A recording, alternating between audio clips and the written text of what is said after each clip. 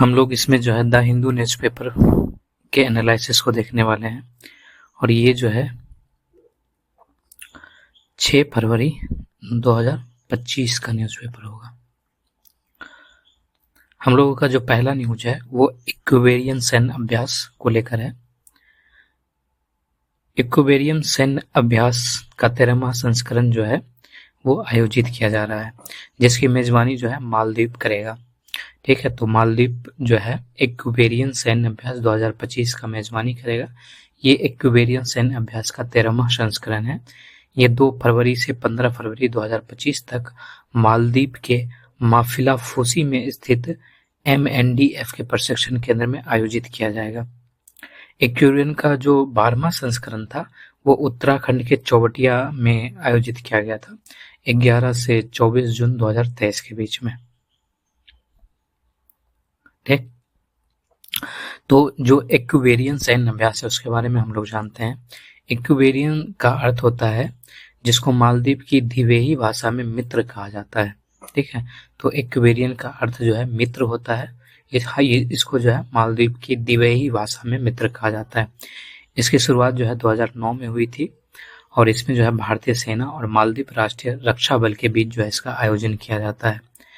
इसका आयोजन का जो मुख्य उद्देश्य होता है वो उग्रवाद विरोधी अभियान और संयुक्त मानवीय सहायता एवं आपदा राहत अधिनियम चलाने के लिए समन्वय और साझेदारी में काम करने की क्षमता को बढ़ाने के लिए होता है।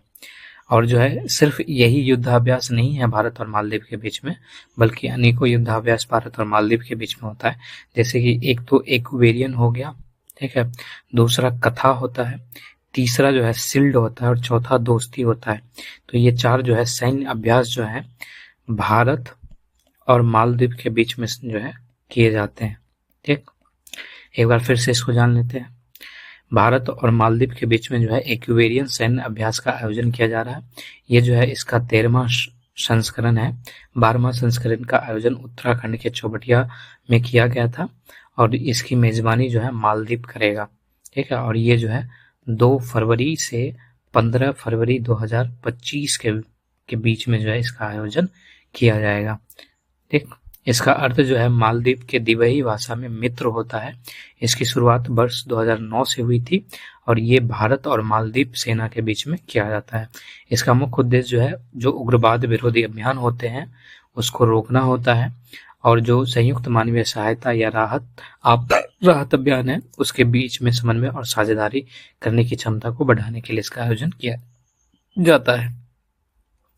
अगर हम लोग मालदीव को देखें तो ये जो है हिंद महासागर में स्थित है।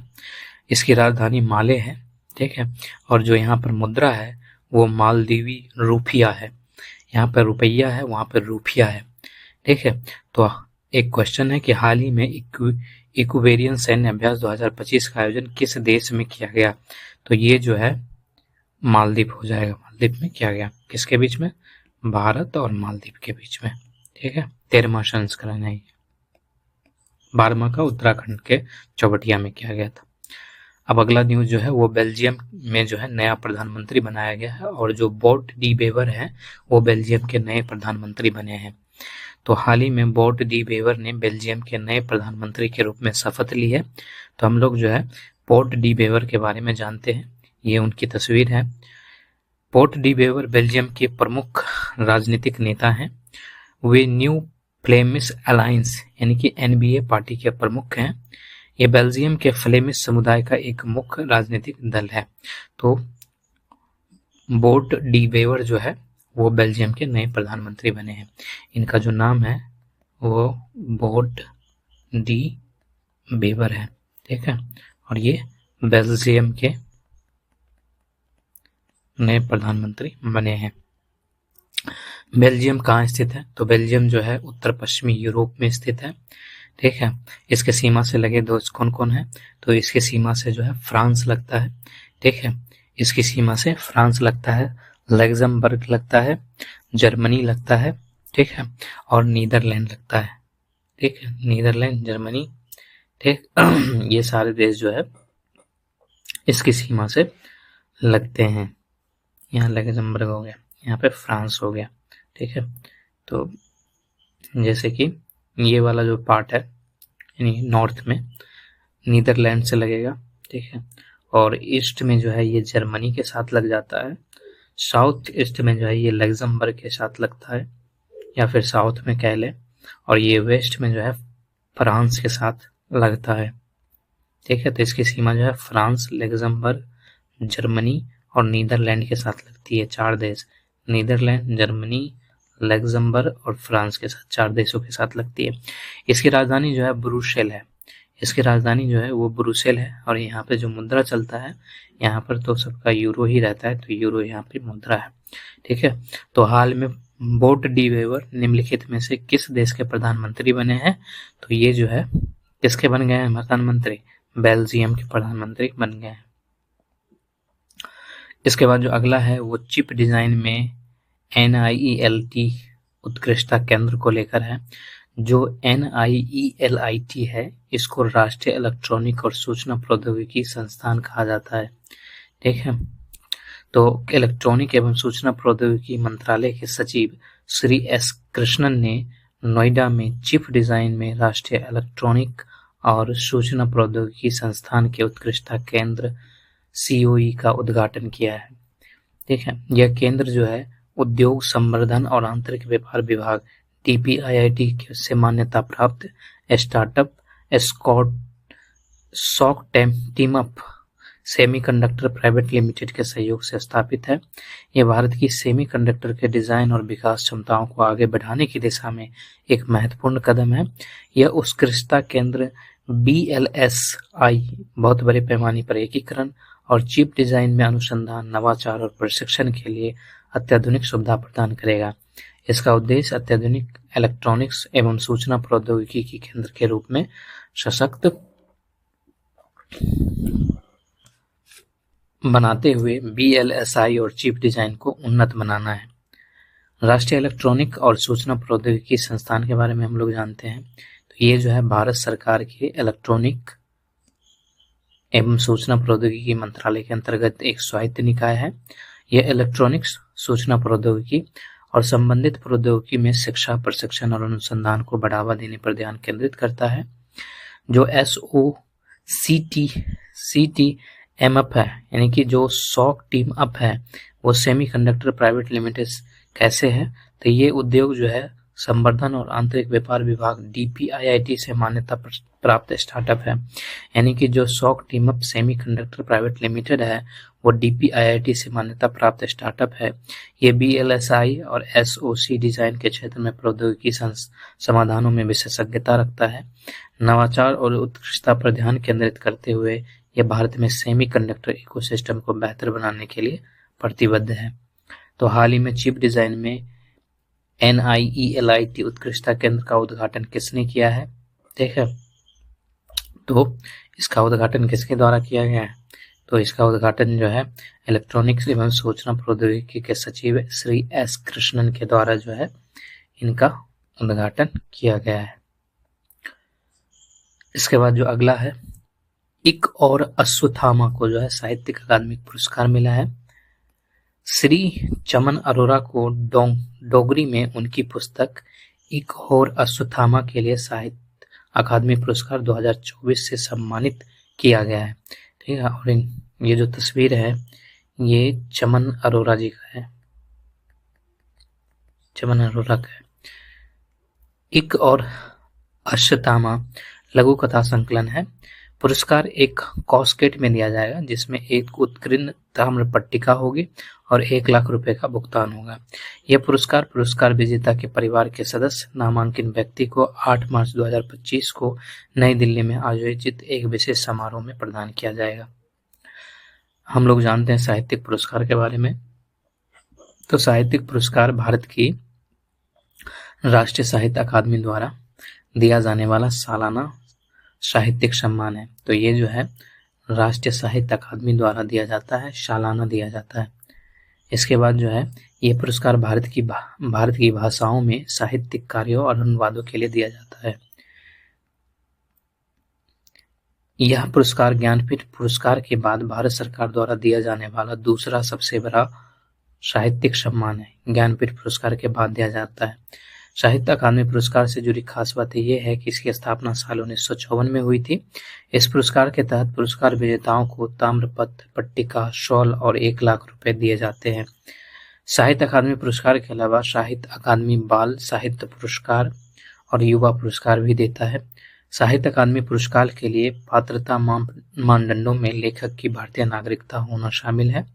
साहित्य अकादमी पुरस्कार का मकसद भारत की साहित्यिक विरासत को बढ़ावा देना और उनका संरक्षण करना है। तो एक और अश्वत्थामा पुस्तक किस भाषा से संबंधित है? तो हम लोगों ने देखा ये डोंगरी से संबंधित है।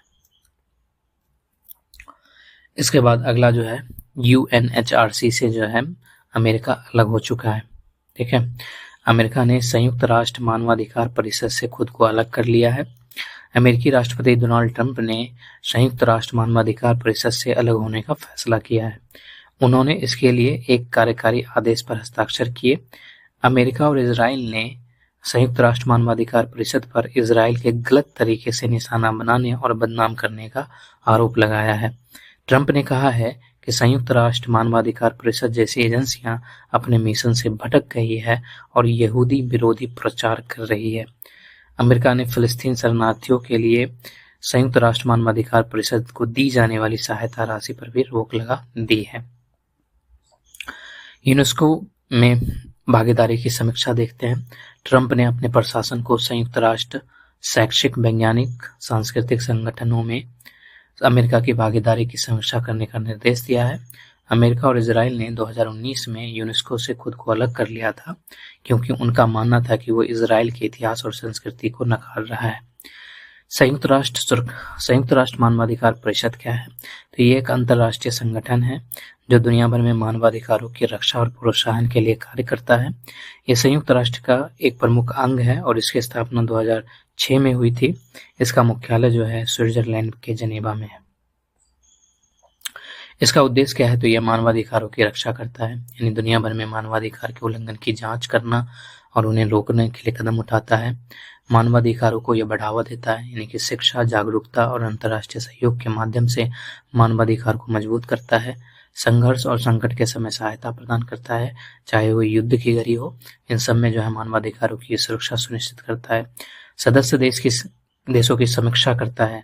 सदस्य देशों के मानवाधिकार रिकॉर्ड की नियमित समीक्षा करना इसमें शामिल है। यूएनएचआरसी की संरचना क्या है? तो इसमें 47 सदस्य देश हैं जो संयुक्त राष्ट्र महासभा द्वारा चुने जाते हैं।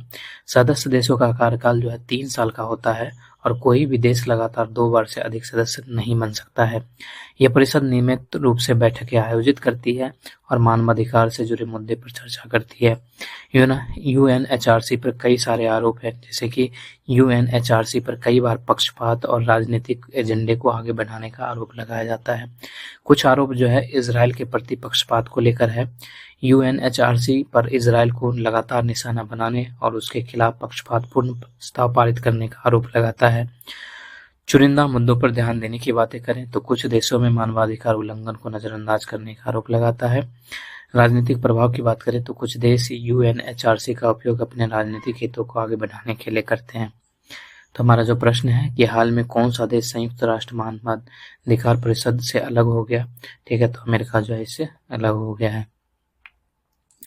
अब अगला जो है वो ग्रीनलैंड क्रिस्टल ब्लू लेक्स को लेकर है।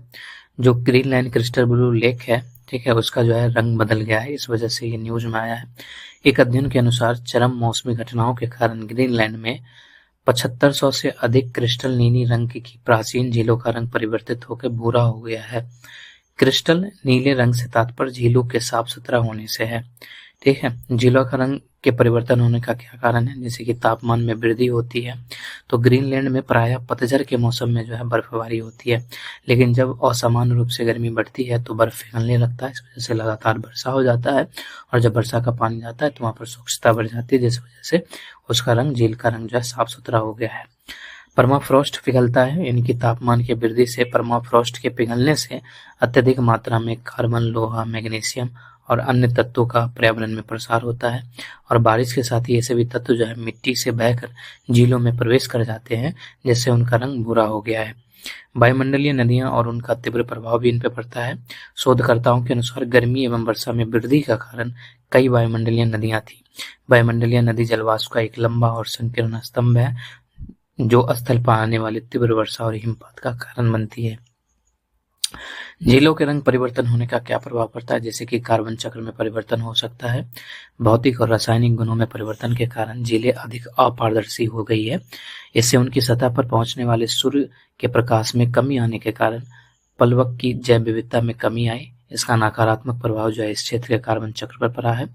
कार्बन की मात्रा में वृद्धि हो जाती है। तापमान वृद्धि के कारण ये झीलें कार्बन डाइऑक्साइड का अवशोषण करने के बजाय इसका स्रोत बन गई है, जिससे उनसे निष्कर्षण होने वाला ग्रीन हाउस गैस के प्रभाव में 350% की वृद्धि हुई है।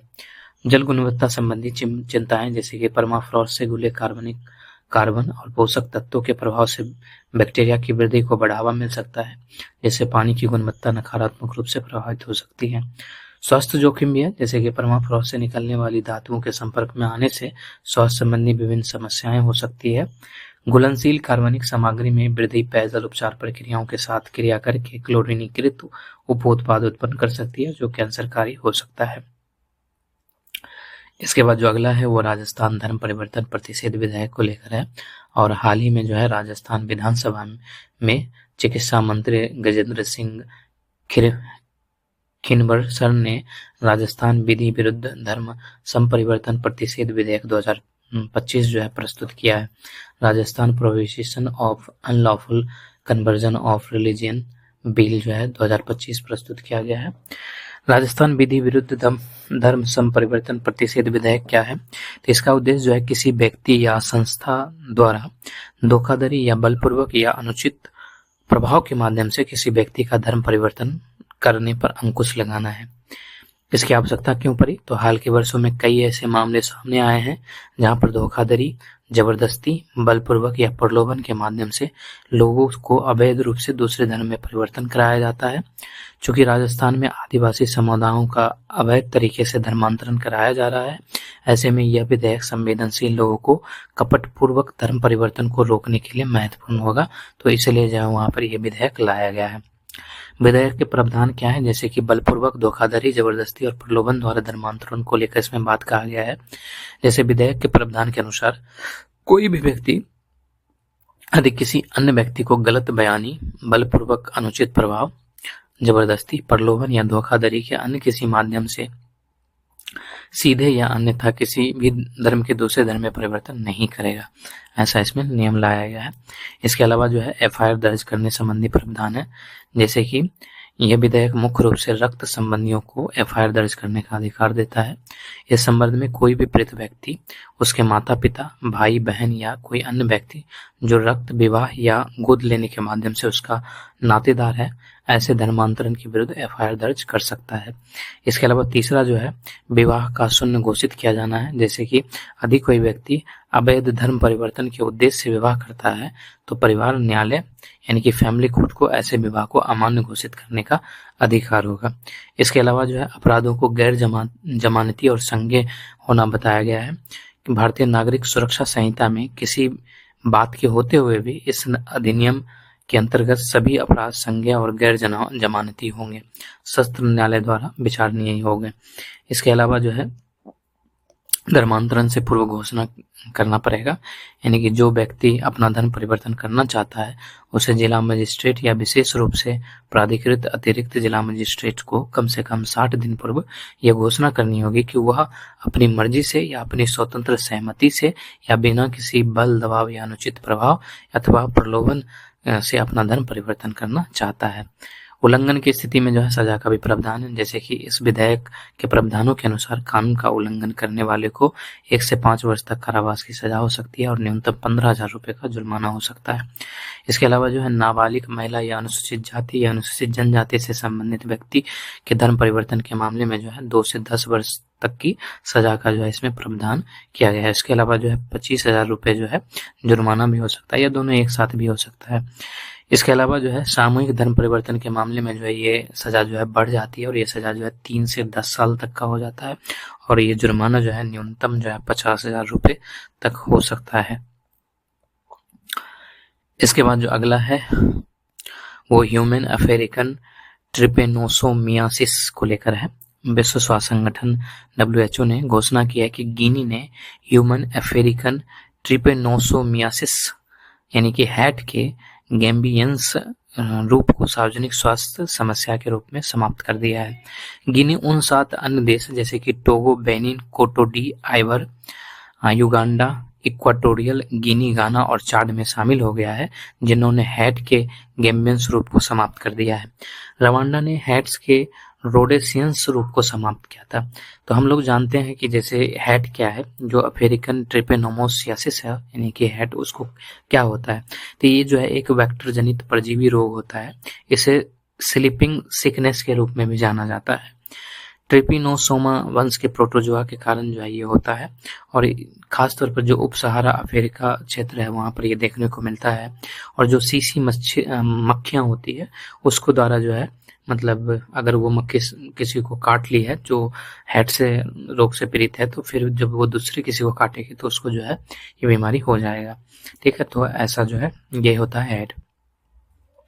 गिनी की रणनीति क्या है, तो इसको समाप्त करने में गिनी की प्रमुख रणनीति में शामिल है, जैसे कि उसने मामलों का शीघ्र निदान और उपचार करने की सामूहिक जांच है, वेक्टर नियंत्रण उपाय है, डोर टू डोर हैट स्क्रीनिंग है, सामुदायिक भागीदारी है, और इसके अलावा जो है विश्व स्वास्थ्य संगठन और अन्य भागीदारों के निरंतर वित्त पोषण से जो है ये संभव हो पाया है। हालांकि जो है हैट के कई प्रकार देखे जाते हैं, जैसे कि इसके 3 प्रकार जो है जैसे इसके 2 प्रकार जो है देखे जाते हैं, और ऐसा नहीं है कि सिर्फ यही 2 फिक्स है, और भी हो सकते हैं। जैसे कि एक ट्रिपेनोसोमा ब्रुशेई गैम्बियंस होता है, ठीक है, और ये जो है पश्चिमी और मध्य अफ्रीका के 24 देशों में पाया जाता है, और ये जो है 90% मामलों के लिए जो है यानी कि ट्रिपेनोसोमा ब्रुशेई गैम्बियंस जो है जिम्मेदार है, और ये जो है एक दीर्घकालिक बीमारी को जन्म देता है। इसके अलावा जो ट्रिपेनोसोमा ब्रुशेई रेडियंस है, ठीक है, ये पूर्वी और दक्षिणी अफ्रीका के 13 देशों में पाया जाता है, और ये जो है जो 8% बच गया उसके लिए जिम्मेदार है, और ये भी जो है गंभीर बीमारी को जन्म देता है। इसके लक्षण में जो है बुखार है, ठीक है, सिर दर्द है, जोड़ों में दर्द है, भर में नींद में बाधा है, ऐसे सारे गंभीर समस्याएं होती है। निदान और उपचार जो है इसका जटिल है, इसके लिए जो है विशिष्ट कौशल की आवश्यकता होती है। अब जो अगला है वो glacial lake outburst flood शमन परियोजना को लेकर है। केंद्र सरकार ने राष्ट्रीय glacial lake outburst flood जोखिम शमन परियोजना को एक मंजूरी प्रदान की है। 150 करोड़ रुपए की वित्तीय परिव्यय वाली इस परियोजना को 4 राज्यों अरुणाचल प्रदेश, हिमाचल प्रदेश, सिक्किम और उत्तराखंड में कार्यान्वित किया जाएगा। इसमें राष्ट्रीय आपदा न्यूनीकरण निधि NDMF से केंद्रीय हिस्सा 135 करोड़ रुपए का है, जबकि शेष योगदान राज्यों को अपने संसाधनों से पूरा करना होगा। ग्लोब शमन परियोजना क्या है, ठीक है, तो जो NGRMP है, ठीक है, यानी कि जो राष्ट्रीय ग्लेशियर लैक आउटब्रस्ट फ्लड जोखिम शमन परियोजना है, उसका उद्देश्य ग्लेशियर लैक आउटब्रस्ट से आने वाली बाढ़ से संबंधित जोखिम को कम करना है, विशेषकर उन क्षेत्रों में कम करना है जहां पर प्राकृतिक आपदा जो है वो बहुत ज्यादा मतलब संवेदनशील बन जाता है। जो प्राकृतिक आपदा के प्रति जो है अति संवेदनशील क्षेत्र है वहां पर जो है इसको लागू करना है। इस परियोजना के और भी उद्देश्य हैं, जैसे कि ग्लेशियर लैक आउटब्रस्ट फ्लड और इस तरह की घटनाओं के कारण होने वाले जान माल की हानि को रोकना है, आर्थिक नुकसान और महत्वपूर्ण बुनियादी ढांचे में होने वाली क्षति को भी कम करना है। अंतिम छोर की कनेक्टिविटी के साथ प्रारंभिक चेतावनी निगरानी क्षमताओं को मजबूत करना है। स्थानीय स्तर की संस्थाओं और समुदायों को मजबूत बनाने के माध्यम से स्थानीय स्तर पर ग्लेशियर लैक आउटब्रस्ट फ्लड जोखिम न्यूनीकरण और शमन में वैज्ञानिक एवं तकनीकी क्षमता को मजबूत करना है। ग्लेशियर लैक आउटब्रस्ट फ्लड जोखिम को कम करने और शमन करने के लिए स्वदेशी ज्ञान और अत्याधुनिक वैज्ञानिक शमन उपायों का उपयोग किया जाना इसमें शामिल है।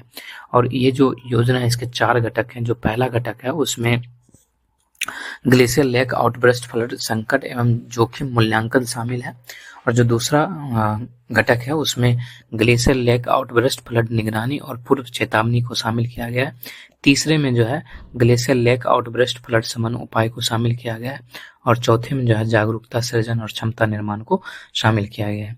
ग्लेशियर लैक आउटब्रस्ट फ्लड क्या है, तो ग्लेशियर झीलों का निर्माण मुख्यतः जो है अधिक ऊंचाई वाले ग्लेशियर बेसिन में हिमनद, मोरेन या प्राकृतिक अवसाद के कारण जल प्रवाह में अवरोध उत्पन्न होने से होता है। मोरेन के कारण स्थलाकृतिक गर्त का निर्माण होता है, जिसमें हिम नदों के पिघलने पर जल एकत्रित होने लगता है और ग्लेशियल झील का निर्माण होता है। झील के स्तर में अति प्रवाह न होने तक हिमनद से जल का रिसाव झील में होता रहता है। वैश्विक उष्मन के कारण जब हिम नदों के पिघलने की दर अस्थिर हो जाती है तथा बड़ी मात्रा में झीलों की ओर जल का प्रवाह होने लगता है, तो झीलों में एकत्रित जल अचानक आउटबर्स्ट हो जाता है और जो है फ्लैश फ्लड की स्थिति उत्पन्न हो जाती है। इसे जो है ग्लेशियल लेक आउटबर्स्ट फ्लड के रूप में जाना जाता है और ऐसी घटनाएं जो है भूस्खलन के कारण अल्पाइन क्षेत्रों में अधिक देखने को मिलती है। विश्व भर में होने वाली इन विनाशकारी घटनाओं के लिए हिमनदों या मोराइन या मोरेन बांधों में समस्या को प्रमुख कारण माना जाता है। वर्षा की तीव्रता, भूस्खलन, झील या अन्य जल निकायों की भौतिक स्थितियों के बारे में अपर्याप्त आंकड़े के कारण इनके परिणाम अप्रत्याशित रूप से विनाशकारी होते हैं। ग्लेशियल लेक आउटबर्स्ट फ्लड की 3 मुख्य विशेषताएं, जैसे कि पानी का अचानक रिसाव हो जाता है, कभी कभी चक्रीय भी देखने को मिलता है, तीव्र गति से घटित होने वाली परिघटनाएं हैं ये, यानी कि ये परिघटनाएं घंटों से लेकर कई दिनों तक जो है जारी रह सकती है। उक्त परिघटनाओं के कारण नदी के निचले हिस्से में भारी मात्रा में जल का निष्कर्षण होता है। ठीक है, जो GOLF है उसका कारण जो है भूकंप हो सकता है, हिमस्खलन हो सकता है, अत्यधिक बारिश हो सकती है, वैश्विक तापमान से जो है बर्फ का पिघलना हो सकता है।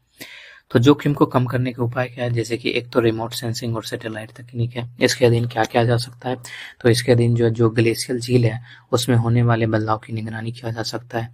उससे संभावित जो खतरे हैं उसकी पहचान सैटेलाइट इमेजरी के द्वारा किया जा सकता है और रिमोट सेंसिंग तकनीक के माध्यम से जो है उस पर निगरानी रखी जा सकती है। दूसरी जो है ग्राउंड बेस्ड मॉनिटरिंग स्टेशन जो है इसमें महत्वपूर्ण भूमिका निभा सकता है, यानी कि उच्च जोखिम वाले क्षेत्रों में रणनीतिक रूप से स्थित ग्राउंड बेस्ड मॉनिटरिंग स्टेशन स्थापित किया जा सकता है और ये स्टेशन जल स्तर, तापमान और भूकंपीय गतिविधि जैसे मापदंडों को मापता है, जो समग्र निगरानी और प्रारंभिक चेतावनी प्रणाली में योगदान करता है।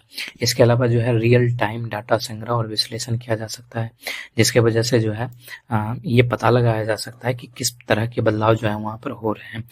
इससे जो है जोखिम का आकलन भी किया जा सकता है, चाहे वो भूवैज्ञानिक सर्वेक्षण हो या जलवायु डाटा हो या फिर कोई ऐतिहासिक रिकॉर्ड हो। इन सब स्रोतों का उपयोग करके जो है जोखिम का आकलन किया जा सकता है। इससे एक मॉडल का निर्माण भी किया जा सकता है। अंतर्राष्ट्रीय सहयोग की आवश्यकता, जैसे कि जो हिमालयी क्षेत्र है उसमें स्थित जो पड़ोसी क्षेत्र है उसके साथ जो है सहयोग इसके द्वारा किया जा सकता है।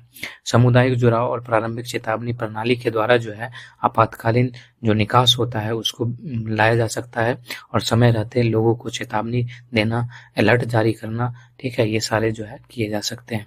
बाढ़ सुरक्षा के साथ एकीकरण हो सकता है, जैसे कि बाढ़ सुरक्षा उपायों के साथ समन्वित करने से बाढ़ के जल के नियंत्रण प्रभाव के लिए सुरक्षात्मक अवरोध, तटबंधों या डायवर्जन चैनल का निर्माण करना। उच्च जोखिम वाले ग्लेशियल जिलों का सर्वेक्षण है, जैसे कि भारत ने अरुणाचल प्रदेश के तवांग और दिबांग घाटी जिलों में उच्च जोखिम वाले हिमनद जिलों पर अपना पहला व्यापक सर्वेक्षण शुरू किया है। यह क्षेत्र चीन के साथ जो है 1080 किलोमीटर लंबी सीमा साझा करता है।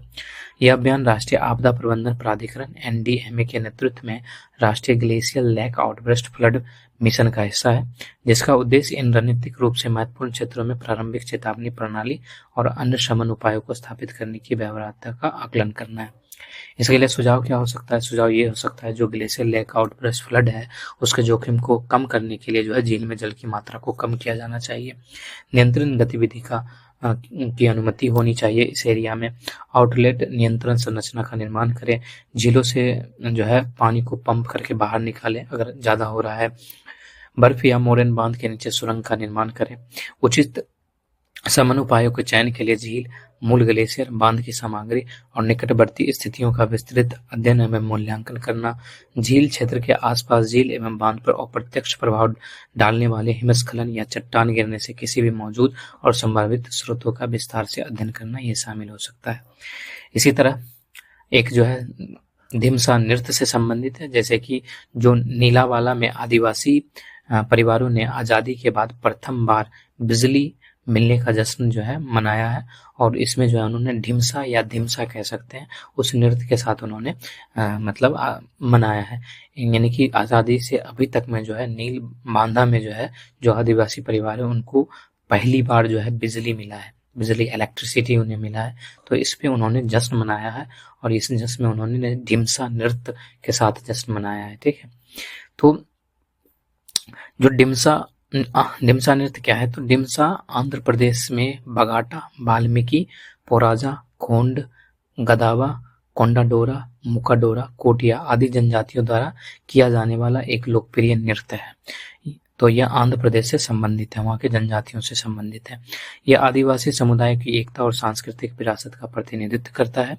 इसके अगर विषय वस्तु को देखें तो नृत्य के विभिन्न रूप में पौराणिक कथाएं, लोक कथाओं, आर्थिक गतिविधियां, रिश्तेदारी और वैवाहिक जीवन जैसी विषयों आधारित होती है। संगीत और वाद्य यंत्र के बारे में जाने तो इस नृत्य के लिए संगीत आवश्यक है, क्योंकि इसमें डंपू, टुडुमु, मोरी, किडगी, गिलका, जोडू खोलमू, ठीक है, ये लगभग प्रचलन से बाहर से हो चुके हैं जोडू खोलमू। तो ये सारे वाद्य यंत्र जो है पुरुषों द्वारा वहां पर बजाए जाते हैं, तब नृत्य किया जाता है। और ये जो है त्योहार, शादियों और धार्मिक अवसरों के दौरान किया जाता है। आंध्र प्रदेश का जो डिमसा है, ठीक है, यानी कि जो ASR जिले हैं उसके एक एजेंसी क्षेत्र के चैत पूर्व के दौरान ये एक मजबूत उपस्थिति के साथ जो है ये अपना प्रदर्शन करता है। पुरुष महिलाएं दोनों बिना किसी संकोच के साथ जो है आपस में नृत्य करते हैं। हालांकि जो है गाने अनिवार्य नहीं है, फिर भी जो है नृत्य की भूमिका यहाँ पर महत्वपूर्ण हो जाती है। उसके बाद जो अगला है वो गुरु शिष्य परंपरा योजना को लेकर है। हाल ही में गुरु शिष्य परंपरा योजना की प्रगति पर प्रकाश डाला गया है। गुरु शिष्य परंपरा योजना के बारे में हम लोग जानते हैं, तो इसका कार्यान्वयन जो है संस्कृति मंत्रालय द्वारा किया जा रहा है, जो गुरु शिष्य परंपरा को बढ़ावा देने के लिए वित्तीय सहायता यानी कि रिपर्टरी अनुदान का कार्यान्वयन करता है। यह प्रदर्शन कलाओं में जैसे संगीत, नृत्य, रंगमंच, लोक कला आदि में लगे सांस्कृतिक संगठनों को गुरु के मार्गदर्शन में कलाकारों यानी शिष्यों को प्रशिक्षण करने के लिए वित्तीय सहायता प्रदान करता है। देश भर के सांस्कृतिक संगठन आवेदन करने के पात्र हैं, बशर्ते कि वो गुरु शिष्य परंपरा का पालन करते हों। ठीक है, यह योजना जो है 3 वर्ष और उससे अधिक आयु के शिष्यों को नृत्य, संगीत, रंगमंच और पारंपरिक कला रूपों में सहायता प्रदान करती है। यह योजना 5 लाख रुपए की वित्तीय सहायता प्रदान करती है। प्रत्येक गुरु निर्देशक के लिए 15,000 रुपए प्रति माह। प्रत्येक गुरु के अधीन रंगमंच में अधिकतम 18 शिष्य और नृत्य एवं संगीत में अधिकतम जो है 10 शिष्य सहायता प्राप्त कर सकते हैं। इसका उद्देश्य क्या है, तो इसका लक्ष्य पारंपरिक गुरु शिष्य परंपरा का पालन करते हुए शिष्यों को उनके संबंधित गुरुओं द्वारा नियमित प्रशिक्षण सुनिश्चित करना है। इसके बाद जो अगला है वह महासागर समन्वय तंत्र को लेकर है। महासागर समन्वय तंत्र महासागर संरक्षण के लिए एक नई पहल है। 14 जनवरी 2025 को यूनेस्को के अंतर सरकारी महासागरीय आयोग द्वारा घोषित किया गया है। यह कैरेबियन और उत्तरी ब्राजील महाद्वीप तट पर केंद्रित है, जो जैव विविधता, प्रवाल भित्ति और मत्स्यायन पालन में समृद्ध है। इसका उद्देश्य जो है महासागर संरक्षण के लिए एक सहयोगात्मक ढांचा स्थापित करना है। प्रशांत द्वीपीय क्षेत्रीय महासागर नीति जैसी पिछली पहलों से सीख कर यह नीति बनाई गई है। वैश्विक पर्यावरण सुविधा से $15 मिलियन से प्रारंभिक निवेश और $126.02 मिलियन के सह वित्त पोषण के साथ वित्तीय स्थिरता पर ध्यान दिया जाएगा। कार्बन भंडारण और पारिस्थितिक तंत्र लचीलापन बढ़ाने के लिए ब्लू कार्बन परियोजनाओं को बढ़ावा देना इसमें शामिल है। समुदाय संचालित संरक्षण प्रयासों के लिए पारंपरिक ज्ञान को वैज्ञानिक अनुसंधान के साथ एकीकृत करना शामिल है। पृथ्वी की सतह पर जो है 70% हिस्सा जो है इस कवर महासागर करता है। इससे जो है जलवायु विनियमन, जैव विविधता और आजीविका में महत्वपूर्ण इसकी भूमिका हो जाती है। प्रदूषण, अत्यधिक मछली पकड़ने, जलवायु परिवर्तन और आवास विनाश के खतरे से जो है महासागर जूझ रहा है, इसलिए ये महत्वपूर्ण हो जाता है। तटीय पारिस्थितिक तंत्र तूफानों के विरुद्ध प्राकृतिक अवरोध प्रदान करते हैं और आर्थिक स्थिरता के लिए ये महत्वपूर्ण हो जाता है। अब अगला जो है वो बिहार में मखाना बोर्ड कर लेकर है। केंद्रीय बजट 2025-26 में बिहार में मखाना बोर्ड की स्थापना के लिए 100 करोड़ रुपए आवंटित किए गए हैं। इसका उद्देश्य मखाना उत्पादों को बढ़ावा देना है। बोर्ड मखाना किसानों को लाभान्वित करने के लिए प्रशिक्षण, सहायता और सरकारी योजनाओं तक पहुंच प्रदान करेगा। मखाना ब्लैक डायमंड जिसको कहा जाता है, इसको फॉक्स नट भी कहा जाता है। ये अपने बैगनी और सफेद फूलों के लिए पहचाना जाता है। इसके पत्ते बड़े, गोल और कांटेदार होते हैं। इसका व्यास प्रायः 1 मीटर से अधिक होता है। इसे सुपर फूड माना जाता है क्योंकि यह कार्बोहाइड्रेट, प्रोटीन और खनिजों से भरपूर होता है। चिकित्सा, स्वास्थ्य देखभाल और पोषण में व्यापक रूप से इसका उपयोग किया जाता है। मिथिला मखाना को 2022 में जो है भौगोलिक संकेतक यानी जीआई टैग दिया गया था। खेती की बात करें तो दक्षिण और पूर्वी एशिया में इसकी खेती की जाती है तथा वैश्विक उत्पादन में बिहार का योगदान जो है लगभग 90% है। वैश्विक पूरे विश्व में बिहार के प्रमुख उत्पादक जिले में जो है दरभंगा, मधुबनी, पूर्णिया, कटिहार, सहरसा, सुपौल, अररिया, किशनगंज, सीतामढ़ी यानी जो मिथिलांचल के क्षेत्र हैं ये सारे हैं, वहाँ पर इसका उत्पादन किया जाता है। उष्ण कटिबंधीय और उपोष्ण कटिबंधीय क्षेत्रों में ये उगाया जाता है। तालाब, झीलों और आर्द्रभूमि जैसे स्थिर जल निकाय में इसकी खेती की जाती है और इसकी गहराई लगभग 4 से 6 फीट के बीच होनी चाहिए। तापमान की बात करें जो 20 से 35 डिग्री सेंटीग्रेड होना चाहिए। आर्द्रता 50 से 90% होनी चाहिए और वार्षिक वर्षा जो है वो 100 से 250 सेंटीमीटर होनी चाहिए। अब अगला जो है वो एक नई अनुमानित कराधान व्यवस्था को लेकर है। वित्त मंत्री ने भारत के इलेक्ट्रॉनिक्स विनिर्माण क्षेत्र में सेवा प्रदान करने वाले गैर निवासियों के लिए एक नई अनुमानित कराधान व्यवस्था की घोषणा की है।